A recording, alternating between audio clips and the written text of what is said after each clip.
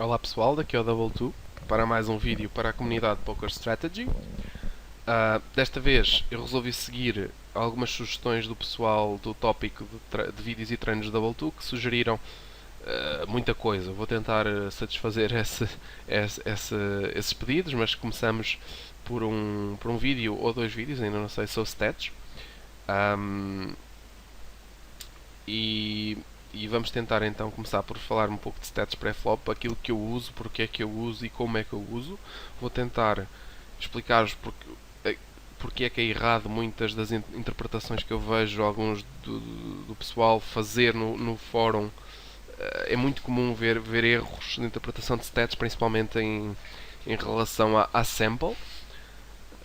E vou tentar explicar o porquê e tentar evitar esses erros que muitas vezes até são cometidos por jogadores que já não são propriamente iniciantes e que mesmo assim ainda cometem erros que custam bastante dinheiro porque fazem adaptações completamente fora do que deveria, e isso leva a opções muito más baseados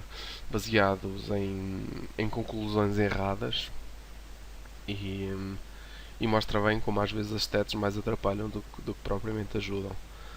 Um, Vamos tentar aqui ver algumas mãos no. Vou tentar mostrar-vos o meu HUD, as stats que eu uso, aquelas que eu uso mais comumente. E ok, vamos também falar um bocadinho sobre sample, então vamos a isso.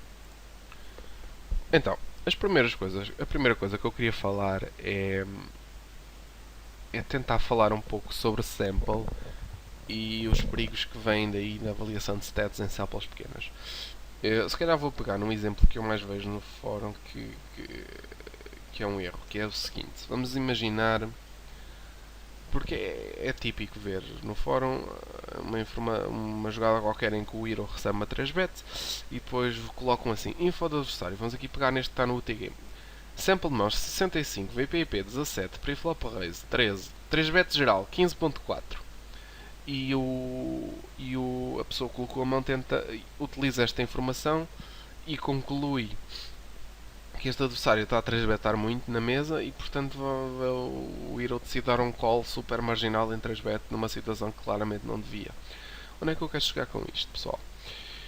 Que 65 mãos é uma amostra completamente irrisória e completamente demasiado pequena para dizer o que quer que seja sobre a 3-bet geral deste jogador. E quando eu digo 65 mãos, digo 100 mãos a 150 mãos, porque vamos ver exatamente o que é que significa isto. Se vocês virem aqui, abrirem um pop-up e veem que a 3-bet continua aqui a ser 15.4, mas agora temos este número à frente, entre parênteses, que diz 26. O que é que isto 26 significa? São o número de ocasiões em que aconteceu. Portanto, o adversário deu a 3-bet 15.4% das vezes em 26 ocasiões que teve. O que é que isto significa? Que este jogador, em 26 ocasiões, deu, em 26 oportunidades de 3-bet que ele teve, ele deu 3-bet em 4 delas. Portanto, este jogador deu 3-bet 4 vezes em 26 oportunidades que teve. E agora pergunto-vos, que relevância é que isso tem? Acham que tem alguma ou não? Ter dado 4 3-bets em 26 oportunidades que teve. Eu acho que a relevância é muito pouca deste número. E claramente é muito provável que não corresponda à realidade.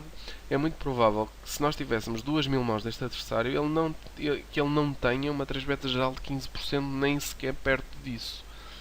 Porque vocês conseguem perceber isto, que nada nos diz que este adversário, dessas 4 vezes que deu 3-bet, em 2 delas tinha par de reis ou par de ases, por exemplo. Ou numa tinha par de ases, numa tinha damadão e na outra tinha as rei. E na outra calhou de dar uma 3-bet por bluff. O que é que isto nos diz? Muito pouco, ou nada. E portanto fazer adaptações baseadas nesta informação é uma má opção, uma muito má opção. Vocês em 65 mãos, 100 mãos, 150 mãos, o vosso melhor amigo, de longe, vai ser o VPIP e Preflop Race. Porque assim vai-vos dar, em pouca sample, em relativa pouca sample, vai-vos dar uma informação muito mais fidedigna e ajuda-vos muito mais a enquadrar outras stats, por exemplo. É óbvio, esse é um dos erros, é assumir que uma 3-bet 15% em pouca sample tem valor, e depois vocês retiram completamente do contexto do jogador o número.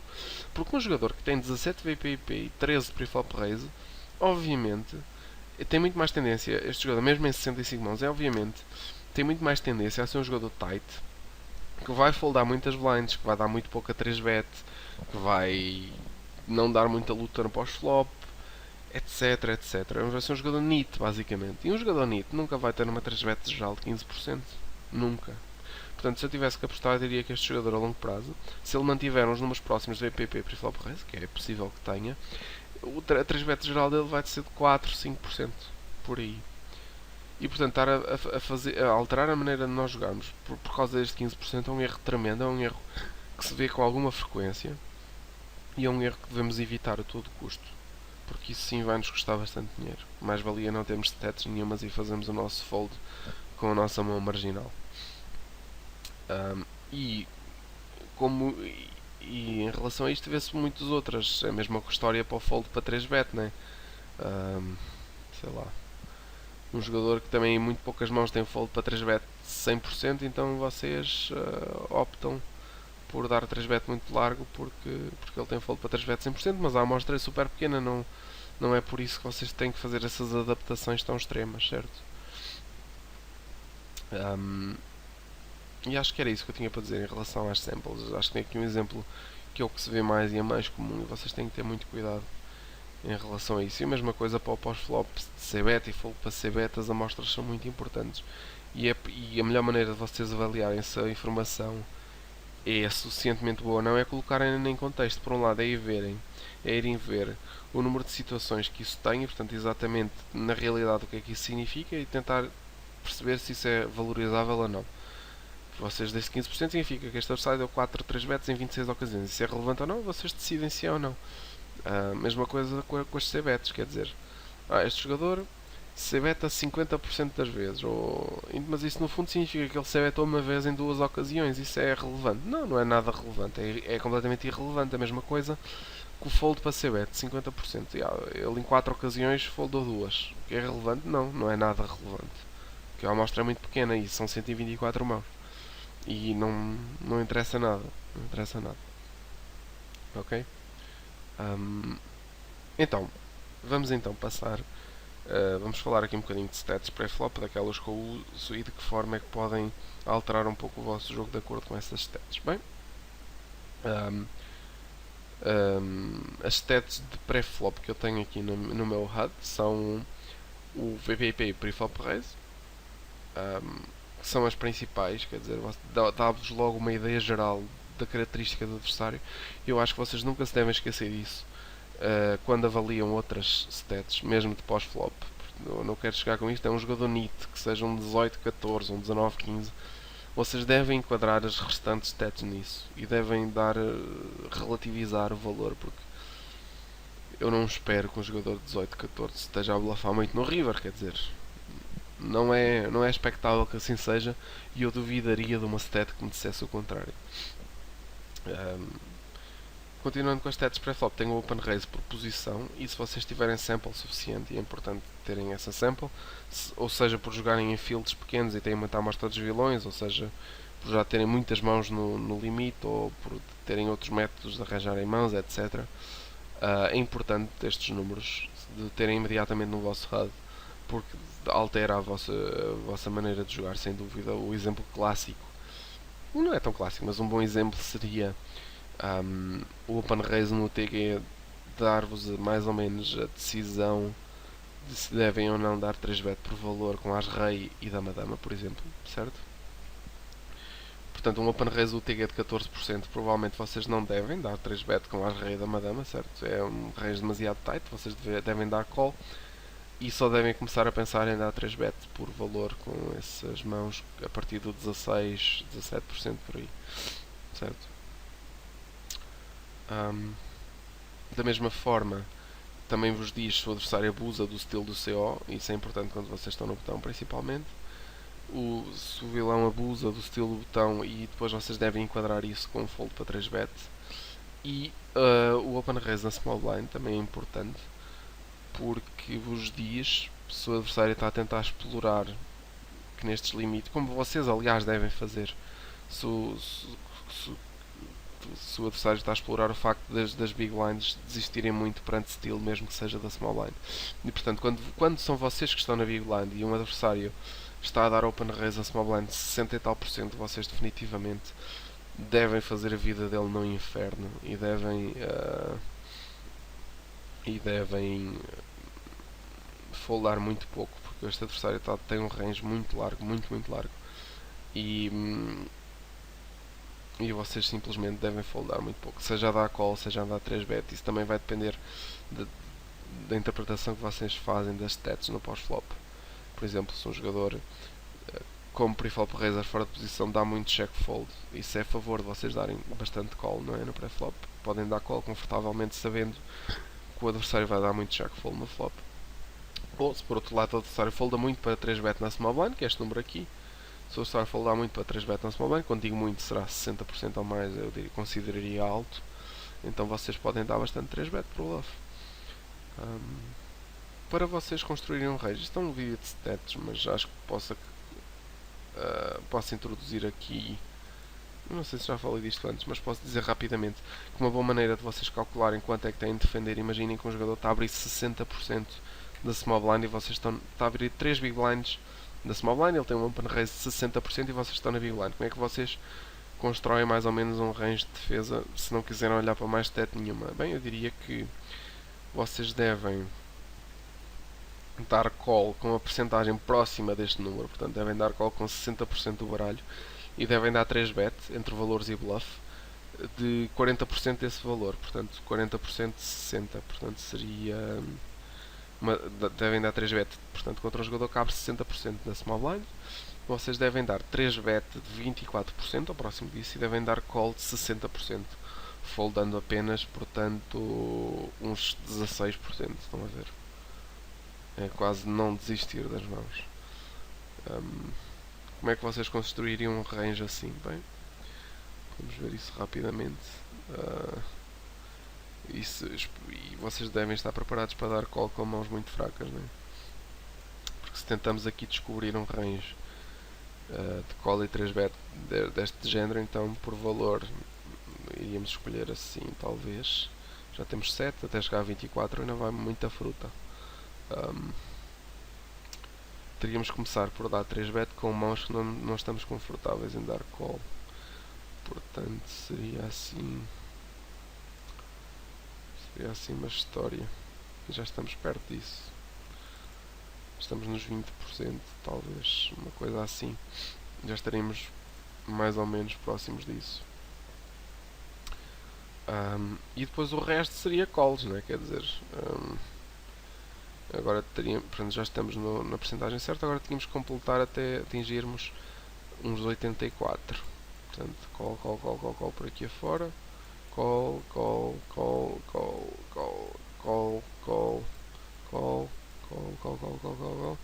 E ainda estamos longe de 284. Falta aqui os pocket pairs. Pronto, já estamos mais ou menos perto e o resto seria call.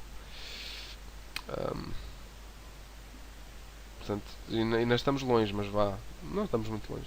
Seria mais ou menos assim. Vocês, como veem, encontram um open raise de 60%, vocês deveriam defender um range destes, que é uma coisa assim um bocadinho assustadora, mas é o que vocês devem fazer, porque a small blind está a dar um raise com tanto lixo que vocês, em posição e com boas spot odds, podem fazer muita coisa para complicar a vida dele.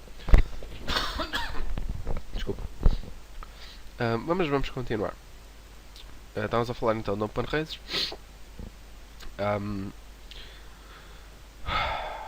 Portanto, open raise é mais ou menos isso, quer dizer, a forma de vocês interpretarem essas stats é mais ou menos desta forma, quer dizer, e vocês devem adaptar o vosso range de acordo com o open raise. Vamos, por exemplo, pegar no exemplo da small blind. Eu costumo dizer que na small blind vocês devem dar 3-bet ou fold, certo? E portanto não devem dar calls nunca na small blind. Há algumas exceções, mas em geral devem jogar uma estratégia 3-bet ou fold. E de que forma é que vocês devem adaptar esse 3-bet ou fold de acordo com o open raise? Bem, é relativamente simples, embora nem toda a gente saiba isto, porque na verdade não se fala assim tanto, mas de uma forma assim meia rudimentar, vocês poderiam dizer, quando vocês estão a transbetar na small line, um range despolarizado, portanto, certo? É despolarizado.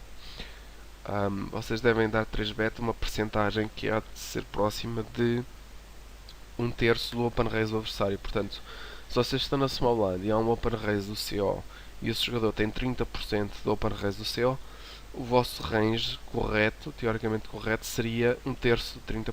Portanto, um range despolarizado de 10%.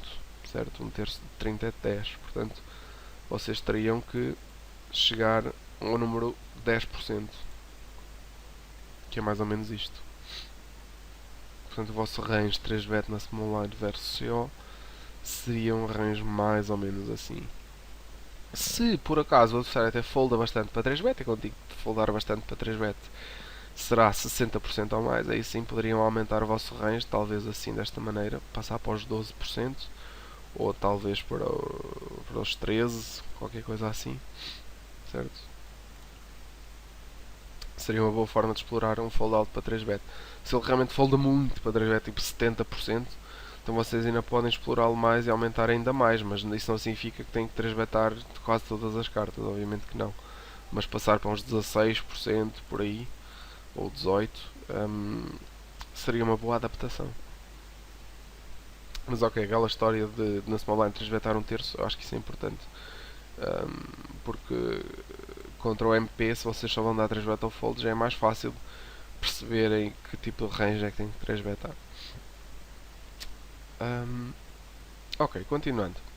Passando então à frente dos open raises, a seguir no meu lado o que eu tenho em termos de pré-flop é estes três números aqui, assim, este 49, 42 e este 79, que é este é fold na big blind para steal do botão, este é fold na big blind para steal da small blind e este é fold no botão para steal da CO. Vamos falar um de cada vez estas stats e de que forma é que vocês as podem utilizar. Bom, o fold na big blind para steal do botão basicamente dá-vos uma ideia do quão neat, do quão tight são os jogadores a defender as blinds, basicamente. Isso é uma ajuda preciosa, porque em geral nestes fields NL10, NL25 e mesmo NL50 os regulares vão desistir muito mais do que deveriam. Vão ter estes números vão ser gigantescos, vão ter 70% ou mais, e isso é um excelente indicador que o adversário está a foldar muito mais do que devia e portanto vocês devem alargar ainda mais o vosso range quando vocês estão, por exemplo, no botão. Portanto, vocês estão no botão, estão a decidir se abrem uma mão marginal ou não. E vocês, a small blind importa menos, mas vá, a small blind é um jogador mais ou menos normal e a big blind é um jogador que está a foldar nesta situação 72, 73%. Bem, eu acho que isso já é motivo suficiente provavelmente para abrir 100% do range no botão, ou perto disso. Se não querem abrir 100, abram 80%, foldem o lixo completo, mas abrem tudo o resto, 80, 90%.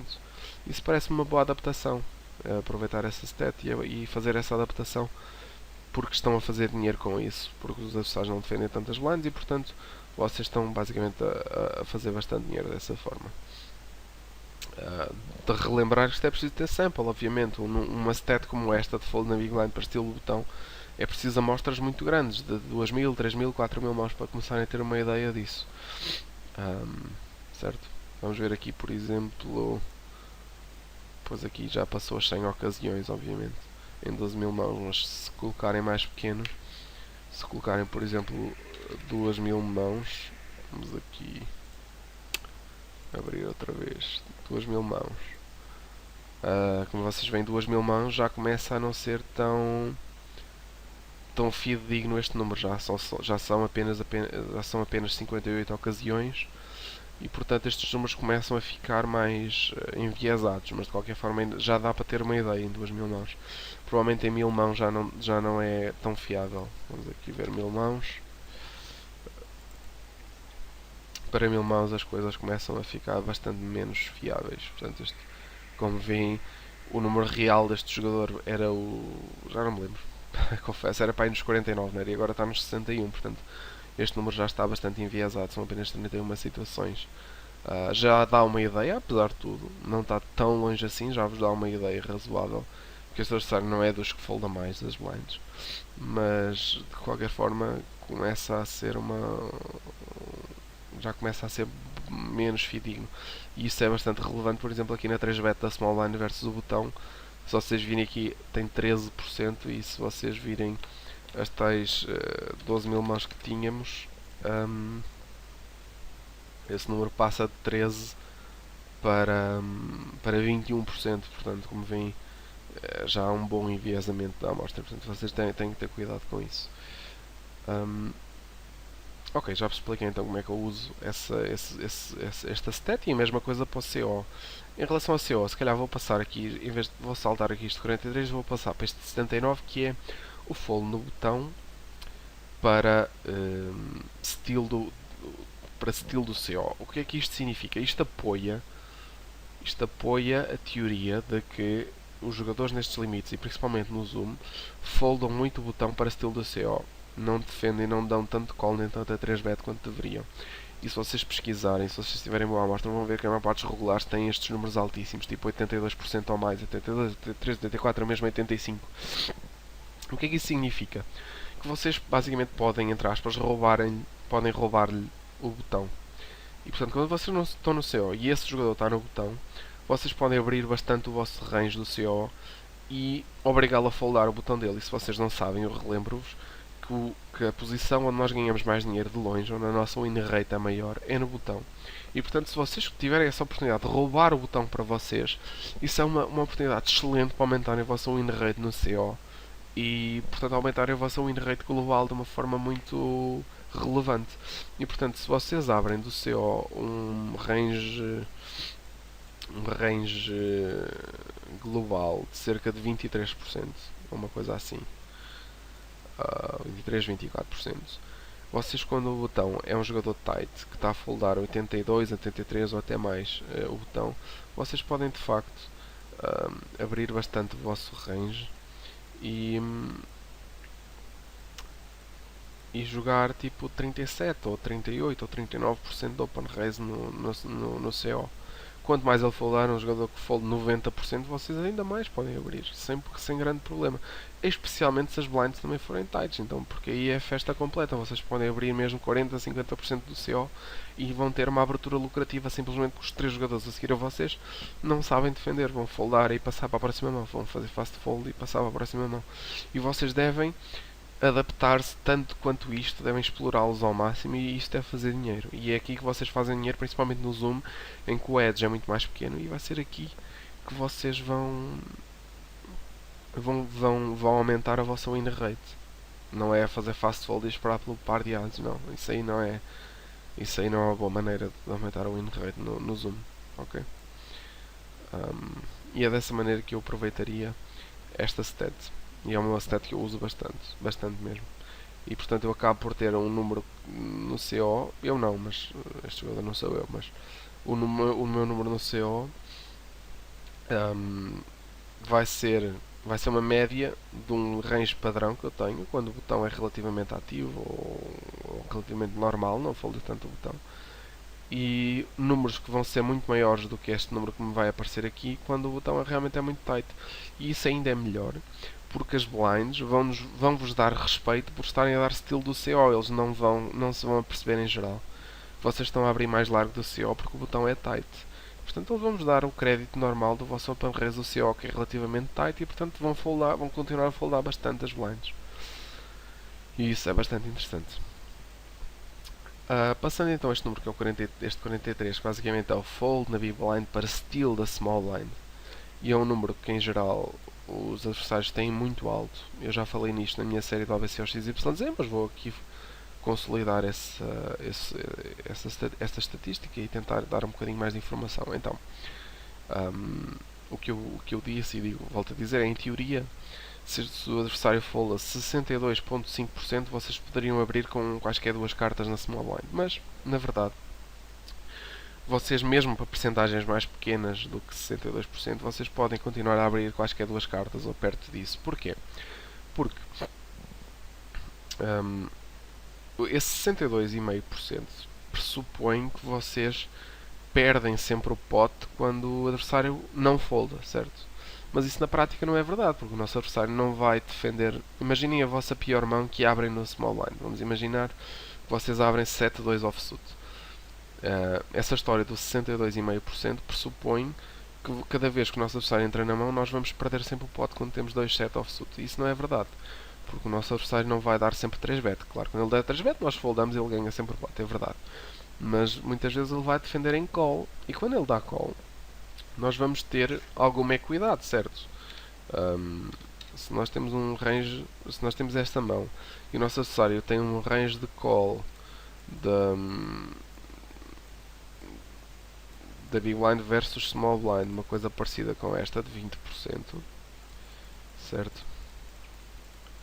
Uma coisa assim, nós não estamos mortos, nós temos alguma equidade, nós vamos ganhar o pote algumas vezes, e mesmo que vocês façam um desconto nesta equidade, porque estamos fora de posição e temos uma mão com mais jogabilidade, etc. Mesmo assim, nós ainda vamos ganhar o pote algumas vezes, nem que seja um sexto das vezes, uma coisa assim parecida. E isso é dinheiro, e isso significa que nós podemos flopar 2 pares e ganhar o pote, flopar triplos e ganhar o pote, fazer um top pair fraco e ganhar o pote em showdown, etc, etc. Isso significa que na prática nós precisamos de uma percentagem menor do que 62,5% para podermos roubar o pote com quaisquer duas, com 7-2 offsuit na small blind. Compreendem? O que é que isto na prática eu quero dizer?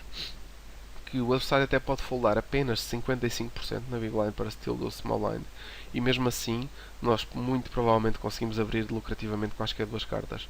Talvez não abram quaisquer duas cartas, provavelmente vocês sentem-se desconfortáveis com isso, mas perto disso, quer dizer, 80% vocês podem abrir com certeza, ou perto disso, certo?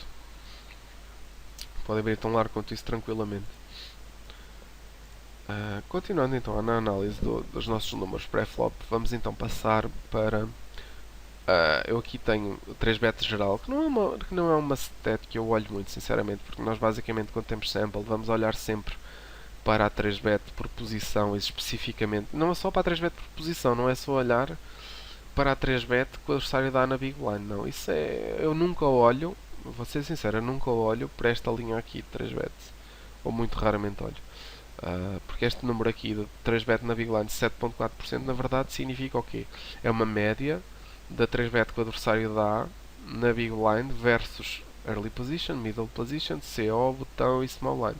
Então no fundo eu acho que vocês devem fazer é especificamente olhar a 3-bet da Big Blind perante uma posição em específico. E por exemplo, vejam que este jogador, imagina que vocês veem a 3-bet do jogador é 7.4, mas isso na verdade o que significa é uma média.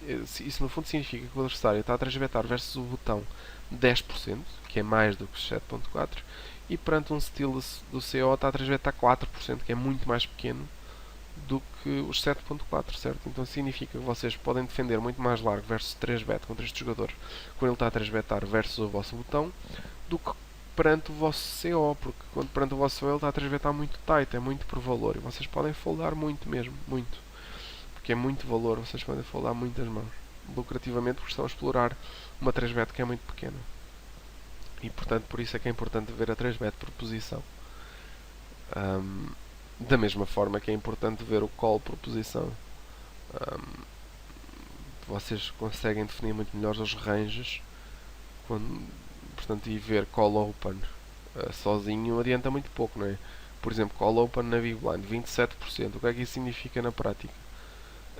Mais uma vez é uma média, e vejam, nós vimos 27%, mas contra a Small Blind a Big Blind dá call 42%, é um número gigantesco.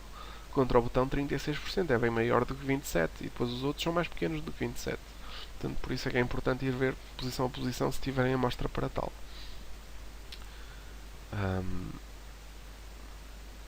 Depois, o número a seguir é o fold para 3-bet geral, e assim eu costumo olhar, porque davas uma ideia geral se o adversário gosta de foldar ou não, mas de qualquer forma é bom olharem para o fold para 3-bet por posição, que basicamente é esta última linha que eu aqui tenho, espaçada, fold para 3-bet por posição, e de que forma é que vocês podem usar esse número para a vossa vantagem.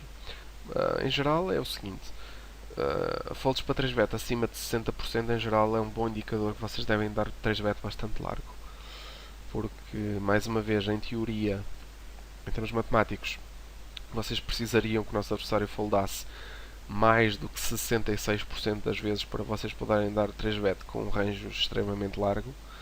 Mas isso não é bem assim, porque, mais uma vez, o nosso adversário não defende sempre em 4-bet, ele também vai defender em call, e quando ele defender em call, mesmo a nossa pior mão, que dá 3-bet, consegue ver um flop e realizar a equidade. Portanto, ele, ao dar call na nossa 3-bet, dá-nos a oportunidade de flopar triplos, flopar 2 pares, flopar um bom flush draw que nos permita semi-bluffar lucrativamente, etc. E, portanto, eu diria que um fold para 3-bet mais de 60% é um bom indicador que vocês devem dar 3-bet bastante largo. O quão largo depende. Eu também não diria para darem 3-bet com quaisquer duas cartas, não iria para isso, mas quer dizer, imaginem que vocês estão na small blind e o adversário está a dar open raise do botão e no botão ele folda 65% para 3-bet, bem? Se vocês pegarem no vosso range de 3-bet padrão contra um steal do botão, cá de se andar à volta dos 18% por aí. Aqui é mais, provavelmente isto também é. Portanto, aqui estamos nos 18%. Vocês poderiam aumentar bem mais esta. Se ele for a 65%, vocês pelo menos aumentam. Eu aumentaria assim para uns 24%. Já é uma adaptação razoável, ou talvez para uns 25%, e já é uma adaptação muito razoável. Não diria também para aumentarem muito mais do que isto. Portanto, já passaram dos vossos 18% para uns 26%, porque o adversário folda bastante para 3-bet. Parece-me uma adaptação razoável. Se quiserem fazer ainda mais, eu não iria muito mais do que isto. Portanto, mais do que 28% provavelmente é uma má opção. Mesmo que ele folde bastante. Se ele foldar 70% ou uma coisa assim, talvez assim faça mais sentido, mas não abusem, não comecem a dar 3-bet com as 3 offsuit. Eu acho que provavelmente isso não vai ser bom, porque se dão 3-bet com as 3 offsuit, provavelmente eu diria que mãos do tipo 8-6 suit é melhor do que as 3 offsuit, e valete 10 offsuit é melhor do que as 3 offsuit. Portanto, teriam que começar a dar 3-bet com metade do baralho, e provavelmente isso não é uma boa opção. Mais stats de pré-flop que são úteis. Portanto, já expliquei aqui o fold para 3-bet, de que forma é que podem explorar, principalmente quando ele é alto, obviamente. Depois tem aqui o 4-bet range geral, mas mais uma vez, esse número vocês vão acabar por ter que ver por posição. E por exemplo, este jogador aqui tem 9.4% 4-bet range no botão, que é bastante alto. De que forma é que vocês podem explorar isso? Basicamente, vocês têm que começar a dar 5-bet bluff. Dependendo dos sizes, o 5-bet pode ser shove ou pode ser uma min 5-bet. Isso é tema para outro vídeo. Mas devem começar a dar mais 5-bet, porque é evidente que o nosso adversário não está a dar 4-bet range por valor com 9.4% do range, porque estes 9% basicamente significa eventualmente que o nosso adversário está a dar 4-bet por valor com um range deste género, que seja, isto já é largo, ou pelo menos para estes limites, e portanto isto é 3.4% e o resto é bluff, não é? Quer dizer, o resto há de ser bluff, há de ser... ou seja, ele vai foldar para 5-bet com estas mãos todas, não é? Ainda não chegamos aos 9%, não é? Portanto, seria uma coisa assim deste género. Portanto, vocês têm bastante full equity na vossa 5-bet, ou eventualmente dar call em 4-bet, que é uma coisa que eu faço bastante, mas provavelmente está um bocadinho avançado para vocês estar aqui a falar em call na 4-bet, mas vocês têm que explorar de facto esta 4-bet de range muito grande. Squeeze. O squeeze é um número que vocês devem olhar, obviamente, e devem perceber que um squeeze geral acima de 7% já é um jogador que gosta de dar squeeze. Podem ver por posição que este jogador 10% de squeeze na small blind já é um número muito, muito respeitável. Portanto, vocês já devem ter em atenção que este jogador gosta de dar squeeze e, portanto, na hora de darem calls na tentativa de explorar algum jogador, e depois podemos falar isso na segunda parte do vídeo, em que tentamos explorar stats do pós-flop, e muitas vezes ao explorar stats do pós-flop vamos estar a fazer calls marginais no pré-flop, e isto deve-vos inibir de dar muitos calls, porque este jogador vai dar bastante squeeze, embora a maioria não faça, vocês devem estar atentos a isso. E outra stat pré-flop que é importante é o fold para 4-bet. E fold para 5-bet, mas já lá vamos. O fold para 4-bet, obviamente é preciso uma amostra grande.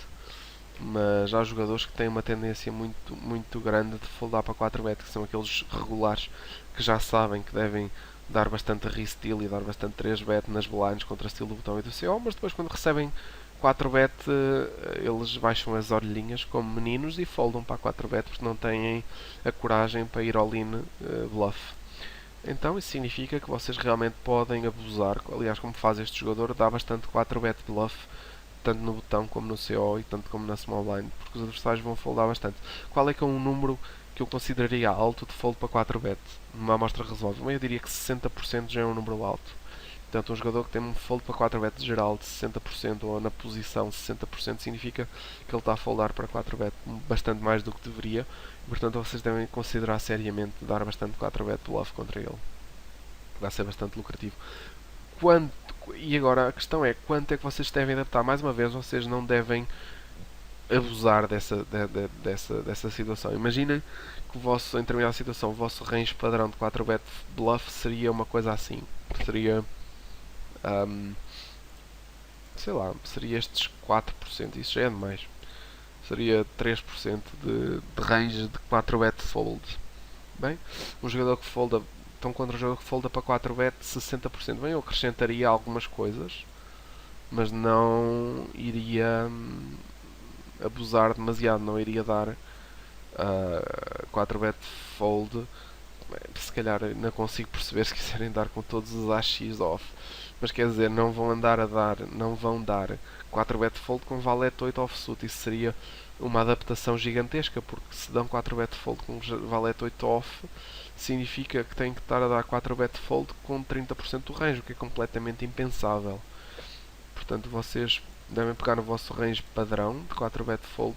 Imaginem, estão no botão, recebem 3-bet do Big Blind, eu contra um desconhecido daria 4-bet fold com uma coisa assim deste género, ou talvez não, mas vamos supor que seria este género. Portanto, se eu quero adaptar contra um jogador que eu conheço que folda para 4-bet 60%, eu iria acrescentar algumas mãos, sim senhor, mas não iria andar a dar 4-bet fold com metade do baralho, ou coisa parecida. Portanto, seria uma coisa assim, em vez de dar 3% de 5-bet fold, daria 8% e já mais que dobrei o meu range.